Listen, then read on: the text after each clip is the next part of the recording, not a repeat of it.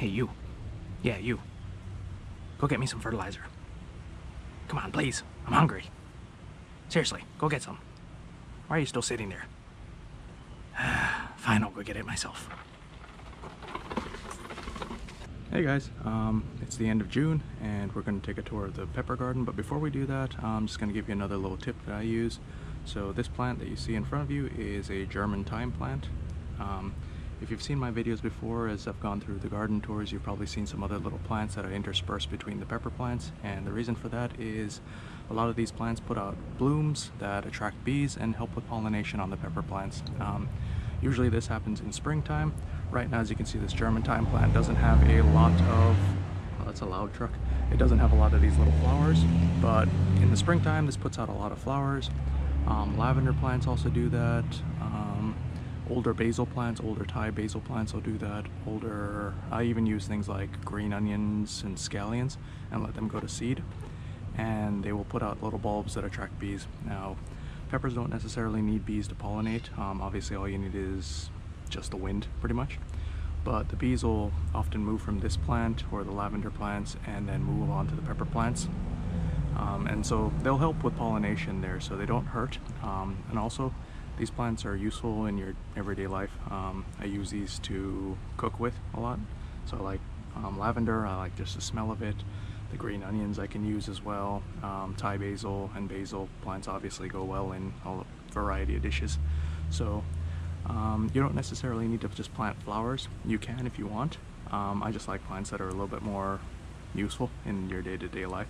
So I'm not saying that you shouldn't plant, pretty little flowers in your pepper garden as well. It's just basically try to plant something in there that will attract, any of these insects, even little flies like this. I don't know if you can see him. They'll even help pollinate your plants. So just get something that's going to put out some blossoms in the springtime and probably towards the end of the summer. So things that I find useful are obviously this German thyme plant, Thai basil, basil plants, any of the herbs that go to seed at the end of the season. That'll help you give you better chances of getting pollinated in springtime and then towards the end of the season, so you'll get a second harvest as well.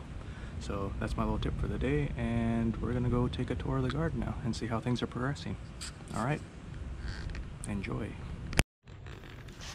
All right, so we're starting off with the yellow morugas, which are one of my favorite peppers. This plant is doing really well this year. It's putting out a lot of pods and they are all starting to ripen up. So I'm gonna start picking these off in the next couple of days and getting ready to start making some sauce. So as you see, this plant is, got quite a few pods and they're all big and bumpy and look exactly like a moruga should. This one is a Bahamian goat. It's got a few fruit on there, nothing great. It's doing okay. This one's a Bahamian goat as well. This one's doing a little, not as good as the other plant. It's got a few pods on there, but hopefully it picks up. Let's see, this one is either a ahi lemon or ahi pineapple.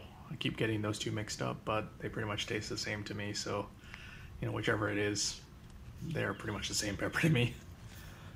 This one is a Scotch Bonnet, and this one's doing really well. It's putting out quite a few pods, and they should be ripening up within the next week or so, hopefully. There's a little small one right there. And this one is also a Scotch Bonnet. I planted quite a few Scotch Bonnets in this garden, and unfortunately some of them didn't turn out to be Scotch Bonnets, which I'll show you in a bit. These pods are all doing really well, but the next plant I'm going to show you, oh, there's a German thyme that I was talking about. Here it is. So this one was supposed to be a Scotch Bonnet, but as you see, these peppers look a little too smooth and kind of weirdly shaped. So unfortunately, I think they're going to turn out to be like this one, which was supposed to be a Scotch Bonnet as well. They're these red peppers that I think they either crossed with one of the Reapers or something else, but they don't really taste that great. They just have a little bit of heat. They don't really have any discernible flavor. They're just kind of blah. So I won't be growing these again this year, and I'm going to probably try to isolate that plant away from everyone else. This one's an MOA, which I'm really excited about because this is one of my favorite peppers, if not my favorite. So this one's got quite a few pods on there, and it's pushing out more fruit every day. This one, unfortunately, is the only Carolina Reaper on this plant, which is the only reason I'm keeping this plant at this point. Again, more ahi lemons or ahi pineapples. These are starting to push out some more fruit as the days go by, so I'm looking forward to trying some of those again. And this one is a Scotch Brain. This one's just putting out a few pods. I didn't expect too much from these two plants in this little raised bed. I didn't really amend the soil too well this year, but I just had 2 extra plants and I threw them in here to see how they would do. This one's a Moruga. I think it's a yellow Moruga actually, if I remember right. So as you see, it's just got a few pods there, which just... this one I think is a Scotch Bonnet MOA. This one has quite a few little peppers on there. It kind of got a late start because it was in the shade for a while. But since the sun has changed direction a little bit, it's gotten better.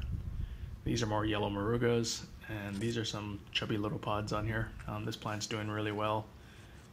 As you see, that one's a nice looking specimen. There's a really big one on here. Oh, there it is. That's a big boy.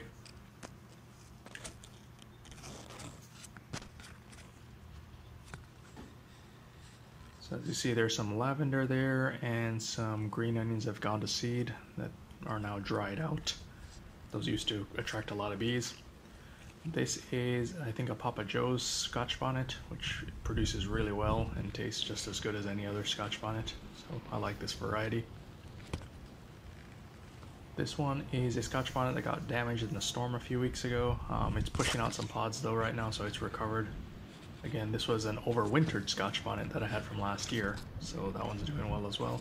In fact, this whole row is Scotch Bonnets, I think. I think this is just another version. I can't remember if this is a Papa Joe's as well or a different variety. I'd have to go check the tag again, but as you see, they're all doing really well. They're pushing out quite a bit of pods. There's my little bug-eating buddy. Love that little guy. And again, more Scotch Bonnets. So I found that when the Scotch Bonnets are in full sun, they do really well. They push out a lot of pods as long as the temperatures aren't over like 95 degrees. So that's what I've been noticing. Oh, this one has quite a few pods. This one was supposed to be a yellow Moruga, but as you can see, it does not look like a Moruga at all. They're kind of smooth, they're oblong instead of being round. So this either mixed with another plant last year or I picked up the wrong seeds. So all I'm hoping for is it's not that little weird red screen like I showed you before, because I don't really care for those. This is a Carolina Reaper that is doing really well. It is the only Carolina Reaper that is doing really well though, unfortunately. I think I planted 4 of these plants and this is the only one that's pushing out a significant number of pods. In fact, 2 of the plants aren't pushing out anything, which kind of wondered why I'm even feeding them anymore. So this one is a Scotch Brain again, and this one has some fruit with some wicked little tails like that one there. So I might save the seeds off of this one and grow them out next year. But as you see, it's got quite a bit of fruit on it. And they're all looking really good too. And again, my favorite Scotch Bonnets. I think this is an MOA, or I'd have to check the label, but I grow a lot of Scotch Bonnets because those are my favorite peppers. Looks like one is ripening in the back, which I missed.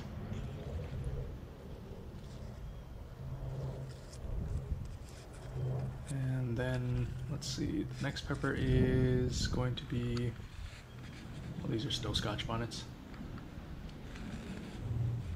There's quite a few on this plant.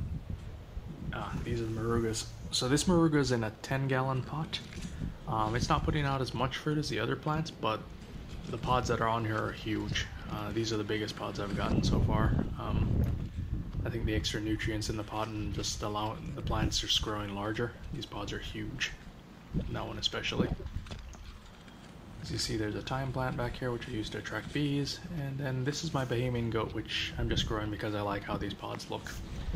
Don't really care for the flavor or anything like that, but that's pretty much the tour of the garden, guys. So if you enjoyed this video, go ahead and like and subscribe, and I'll continue giving updates in the next couple weeks. So you guys have a good one. All right.